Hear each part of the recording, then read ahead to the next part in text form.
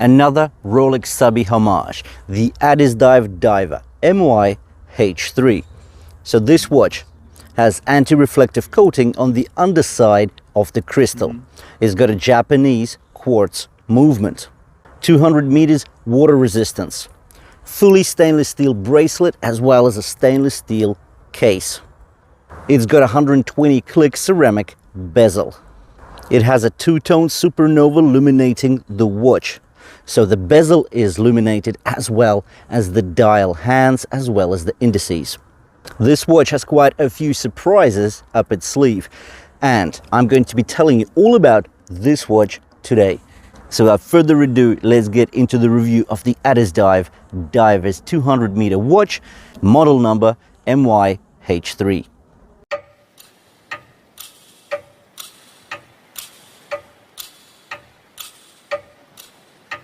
First thing we'll look at on a watch is the dial. So let's kick off with the dial. Then we'll get into the case, we'll talk about the bracelet, we'll talk about the movement, and of course the price. And I just do want to mention that I paid just $31 for this piece right here. And I will leave a link to the listing I got it from in the description below the video. So make sure to check it out. Firstly, let's take a look at the dimensions of the watch. So in diameter, we've got 41 millimeters. The lug-to-lug measurement is 48 millimeters. The thickness is 13.2 millimeters, while the lug-to-lug width is 20 millimeters. The weight of the watch is just 135 grams. That is the weight after I've removed some links to fit my 6.5-inch wrist. Looking at the dial, it's black, glossy piano finish. The minute trackers are printed on the edge. Classic Rolex styled layout.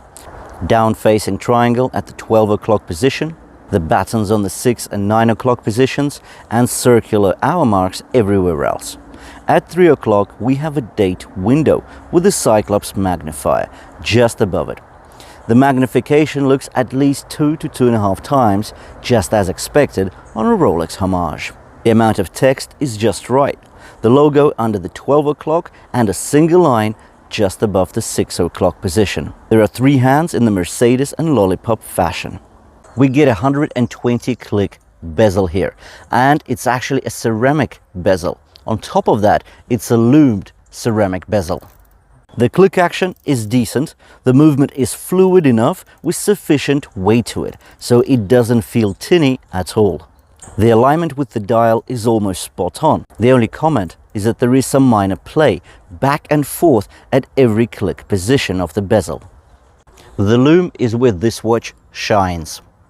Let me start off with charging up the lume, and we'll see it play out in the dark when I left it for 15 minutes. We can see that there is no patching, and the lume applied is quite consistent across the dial and the bezel. The hands and indices have a green light, while the markings on the bezel are covered with BG9 superluminova, giving that icy blue light effect. And even after the 15 minutes are done, still the lume is quite bright, so we can see that the quality is there. And again, considering the price point of this watch, it's rather unexpected. I've seen much worse in the sub $50 space.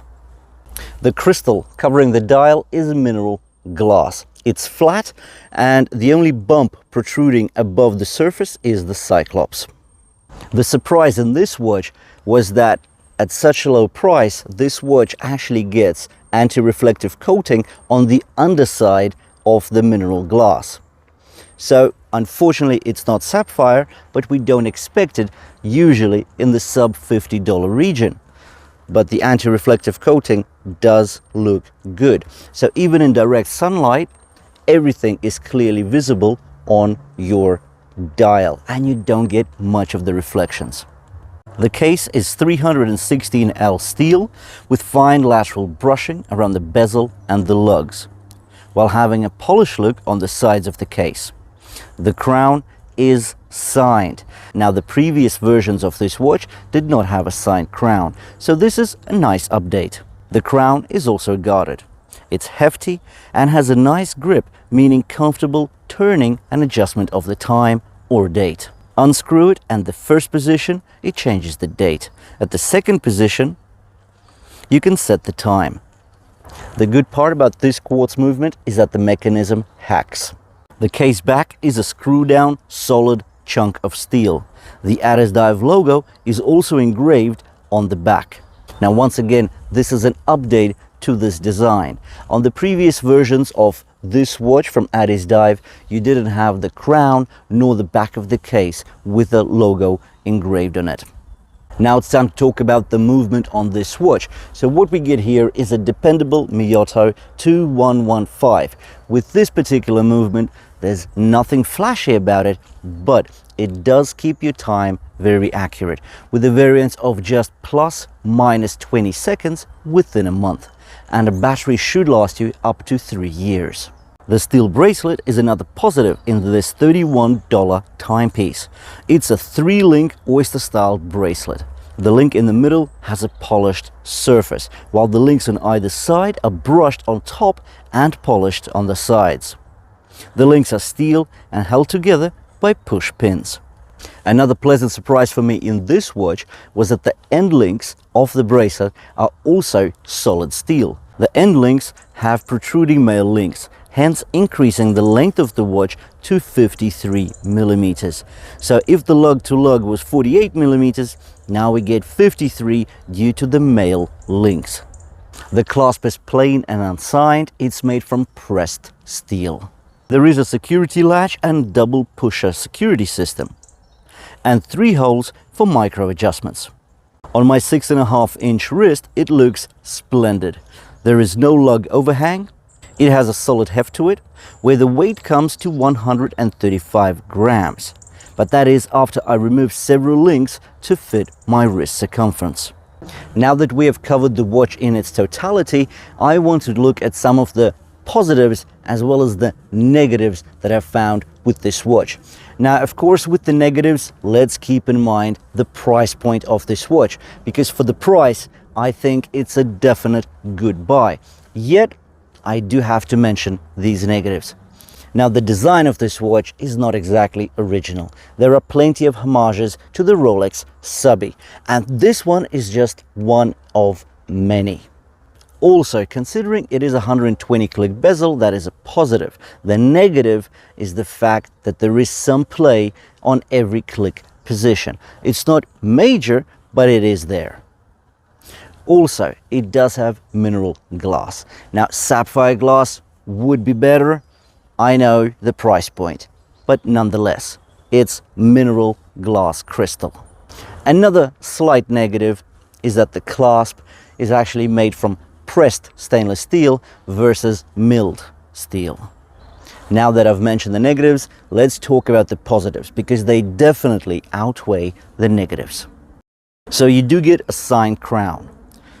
We talked about the bezel, 120 clicks. The crystal, even though it's mineral glass, it does have anti-reflective coating on it. There is 200 meters water resistance here. Solid end links. The case back is screwed down. It's not a snapback. Also, there is a fully lumed ceramic bezel. So in the end, you get two-tone supernova illuminating the watch. The lume quality is great. Even after 15 minutes, you can still easily decipher the time on your watch, and you can see the 2 colors, the icy blue and the green, on the bezel and on the dial. And last but not least, you do get a Japanese dependable quartz movement with this watch. I would love to hear your thoughts about this watch. What do you think about the movement? What do you think about the design? What do you think about the negatives and positives? Do let me know in the comments below the video. Thanks for watching. Make sure to check out the links to the listing I got this watch from on Aliexpress below the video. So if you did enjoy it, please give me a like and make sure to subscribe, because it will really help the channel grow.